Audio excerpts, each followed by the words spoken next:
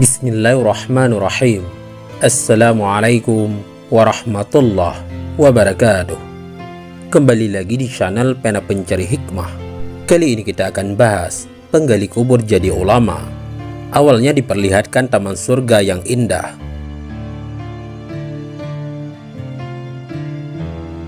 Jangan lupa subscribe video ini, komen, dan berlangganan, serta bagikan video ini agar bermanfaat bagi semua.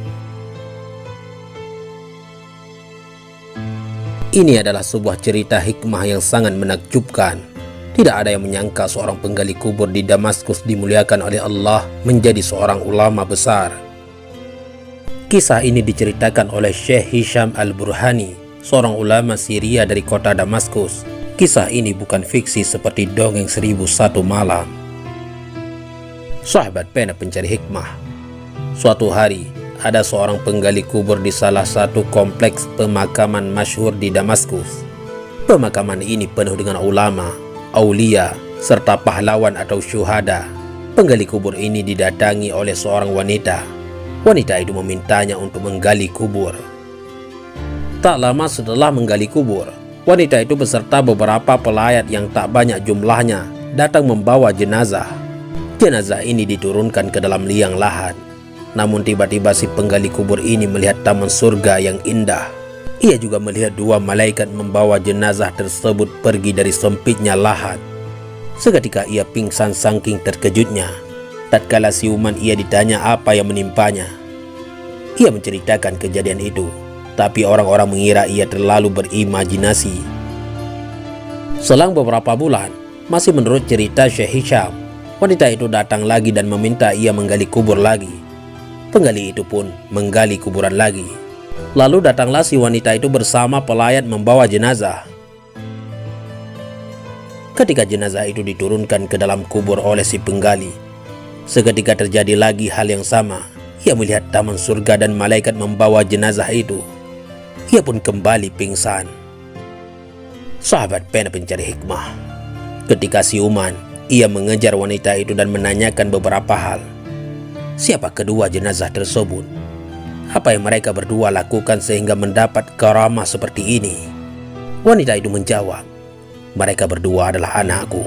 Yang pertama adalah seorang santri atau talibul ilmi, dan kedua yang baru saja meninggal adalah saudaranya yang bekerja sebagai tukang kayu dan menafkahkan hasilnya untuk saudaranya yang seorang santri itu.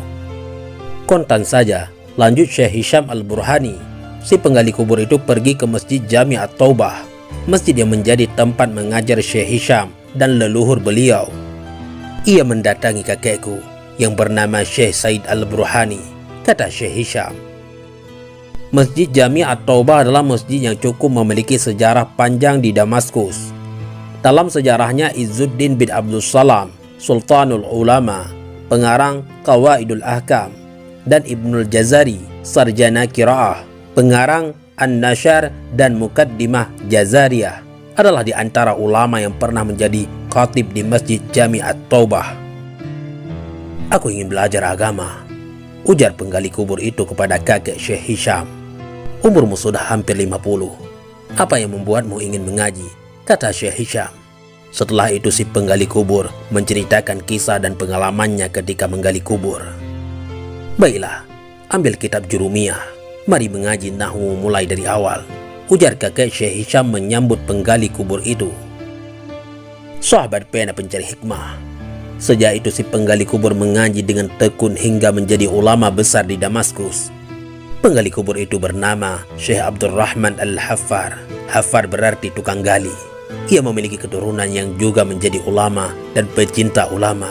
Salah satunya adalah Abdul Razzaq Al-Haffar.